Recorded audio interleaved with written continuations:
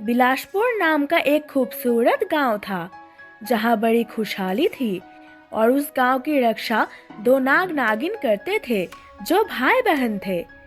नागिन बहन अपने भाई से कहती है, भैया हम इस गांव के रक्षक हैं, लेकिन गांव के लोग हमसे डरते हैं। ऐसा क्यों? उन्हें तो हमसे नहीं डरना चाहिए। वो हमसे डरते हैं क्योंकि हम उनसे अलग हैं, लेकिन वो लोग हमारे पूर्वजों को प्रणाम करते हैं। देखा नहीं कैसे आते जाते वो लोग हमें नमस्कार करते हुए जाते हैं।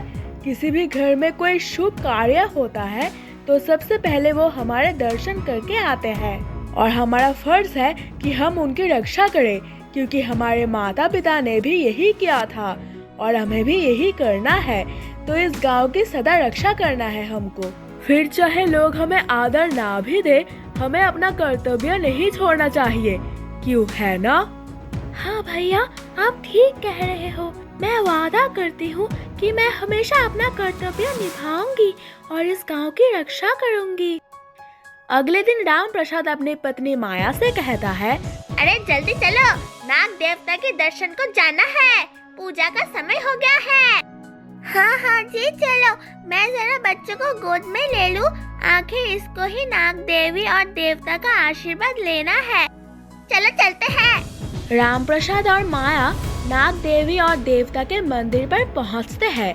मंदिर में नाग देवता की मूर्ति से, हे नाग देवता, आप सर्दियों से हम गांव वालों पर अपनी कृपा बनाए हुए हो। हमारे नवजात बच्चे को अपनी कृपा रखना। इसे अपना आशीर्वाद दीजिए देवता। तभी वहाँ एक दानव आ जाता है। मैं सबको मार दूंगा। यह अब से मेरा अधिकार होगा। मेरी पूजा करना शुरू करो, नहीं तो इस गांव में कोई भी नहीं बचेगा। सब लोग दानव को देखकर इधर उधर भागने लगते हैं। चारों तरफ चीख पुकार मच जाती है। भागो भागो, दानव आ गया, भागो। हे भगवान, ये कौन है? दानव है और कौन? सबको मार दूंगा। राम प्रसाद और माया भी अपने बच्चे को लेकर भागने लगते हैं, लेकिन दानव राम प्रसाद को उठा लेता है। अरे बचाओ, कोई मेरे पति को बचाओ, छोड़ दो, इन्हें छोड़ दो, मेरे पति को छोड़ दो। दानव माया की एक नहीं सुनता और राम प्रसाद को उठाकर अपनी मुट्ठी में बंद कर लेता है, जिससे राम प्रसाद को घुटने होने लगती है। इधर नाग नागिन भाई बहन कुछ दूरी पर ही थे। वे ये शोर सुनते हैं और गांव की तरफ भागते हैं। लगता है गांव पर कोई संकट आया है। हाँ, लेकिन क्या हो सकता है? चलो चलकर देखते हैं। वहाँ पहुँचने पर वो देखते हैं कि दानव सारे गांव को तहस नहस कर रहा है और नाग नागिन जाकर उसे बोलते हैं, कौन हो तुम और इन गांव वालों को क्यों मारना चाहते हो? दानव इस तरह नाग को अपने सामने देखकर चौंक जाता है। तुम तो कोई नाग रूपी इंसान लगते हो। तुम कौन हो? मैं और मेरी बहन इस गांव के रक्षक हैं। सर्दियों से ये गांव हमारे पूर्वजों की भक्ति करते आ रहे हैं और हमारा कर्तव्य है कि इस गांव की हम रक्षा करें। और आज तुम इन गांव वालों को हमारे रहते परेशान नहीं कर सकते। नाग नागिन को अपने सामने यूं देखकर पहले तो गांव वाले हैरान हो जाते हैं और फिर नाग नागिन की जय जयकार करने लगते हैं। हे नाग देवी देवता, इस दानव से हमारी रक्षा करो। अब नाग देवी देवता प्रकट हो गए हैं, अब हमें कुछ नहीं होगा। वो दोनों हमारी रक्षा के लिए आए हैं। दानव नाग पर हमला करता है, लेकिन नाग अपनी दिव्य शक्ति से उसके हमले से बच जाता है और दानव को अपनी शक्ति से गिरा देता है। लेकिन दानव फिर से नाग पर हमला करता है और नागिन दानव के हमले से भाई को बचाती है। फिर दानव और नाग नागिन भाई बहन में युद्ध होता है। दानव नाग को जमीन पर ला गिरता है। ये देखकर नागिन अपने भाई को बचाने आती है और दानव को अपनी शक्ति से दूर फेंक देती है। दानव ये देखकर गांव वालों को एक एक करके अपनी मुट्ठी में दबोच लेता है।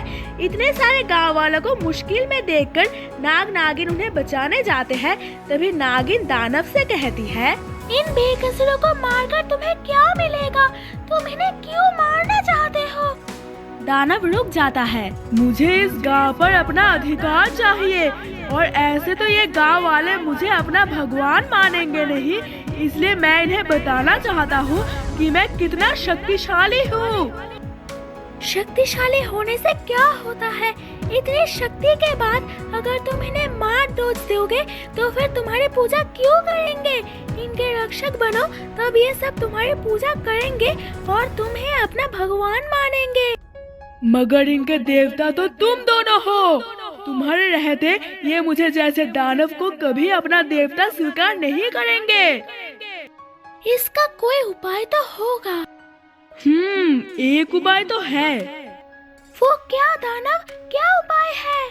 तुम बहुत बहादुर हो, इस गांव की देवी भी हो। अगर तुम मुझसे विवाह कर लो तो मैं उन गांव वालों को देवता बन सकता हूँ। फिर मुझे इन्हें मारने की भी कोई जरूरत नहीं है। अगर तुम मुझसे विवाह के लिए तैयार हो तो मैं किसी को भी कोई नुकसान नहीं पहुँचाऊंगा। ये कभी नहीं हो सकता। मेरी बहन किसी दानव के साथ कभी विवाह नहीं करेगी। मैं ऐसा नहीं होने दूंगा। नहीं भैया, मुझे मरते वक्त पिताजी ने बताया था कि एक दिन मेरा विवाह एक दानव से होगा। ये शायद वही है जिनके बात पिताजी करते थे। गांव की रक्षा के लिए मुझे ये करना ही होगा, नहीं तो ये सारे गांव का सर्वनाश कर देगा। लेकिन बहन, ये एक दानव है। पिताजी ने इस दिन के लिए मुझे पहले ही तैयार कर दिया था भैया। इस गांव को बचाने के लिए मुझे ऐसा करना ही होगा। तुमसे विवाह के लिए मैं तैयार हूँ, लेकिन मेरी कुछ शर्त है। मैं तुम्हारी शर्त पूरी करने की कोशिश करूँगा। विवाह से पहले तुम्हें सभी बुरे काम छोड़ने होंगे, नेक दिल बनना होगा। दानव के रूप को छोड़कर तुम्हें अच्छे मानव के रूप में आना होगा। इस गांव पर कभी कोई आ जाए तो तुम गांव को बचाओगे और सभी के साथ अच्छा व्यवहार करोगे। मुझे ये सारी शर्तें मंजूर हैं। देखो भैया, ये सभी शर्तें मानने को तैयार है और सुधरने का एक मौका तो राक्षस को भी मिलना चाहिए। पिताजी कहा करते थे कि कोई बुरा नहीं होता, परिस्थितियाँ खराब होती है, इसलिए मुझे इस दानव से विवाह करने में कोई आपत्ति नहीं है। अगर तुमको कोई आपत्ति नहीं है तो मैं भी इस विवाह को स्वीकृति देता हूँ। पूरा गांव मिलकर नागिन और दानव का विवाह करते हैं और इस तरह नागिन ने अपने गांव की रक्षा किसी भी कीमत पर करने का अपना फर्ज निभाया और गांव वालों को बचा लिया।